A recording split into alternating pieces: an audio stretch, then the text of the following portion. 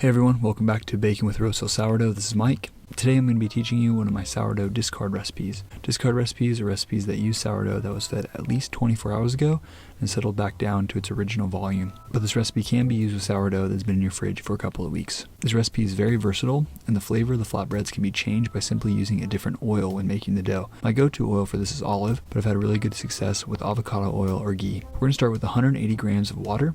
To that I'm going to add 8 grams of salt.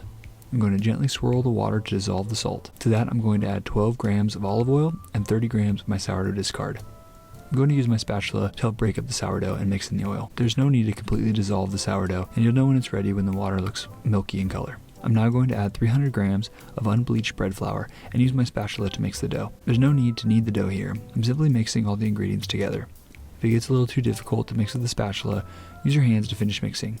You'll know when you're done when there's no dry flour left in the bottom of your bowl and your dough looks something like this. I'm now going to cover the dough with a lid or a wet towel and set a timer for 1 hour.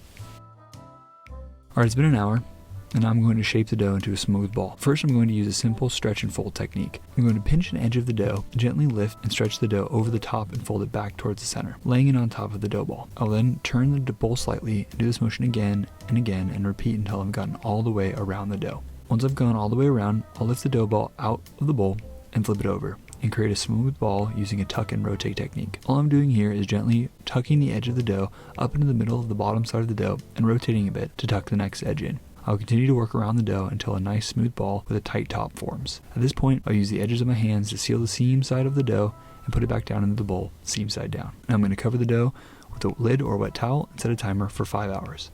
This time period is very flexible, and I have successfully made these with just a 2-hour rest. The longer you let them rest, the easier they'll be to stretch and the fluffier the flatbreads will be. Now that the 5-hour rest is done, I'm going to portion my dough into 5 equal dough balls.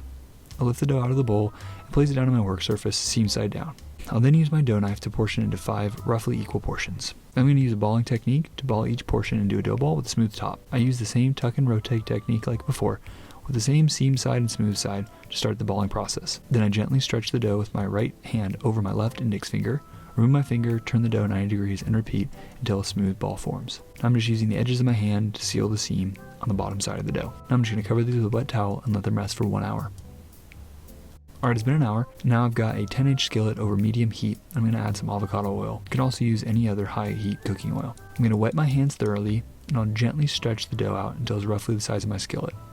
Wet hands and gentle pressure are key here. Once my dough ball is stretched out, I'll place the flatbread down into the pan and allow it to cook for 1 minute before flipping, and I'll cook the other side for 30 seconds.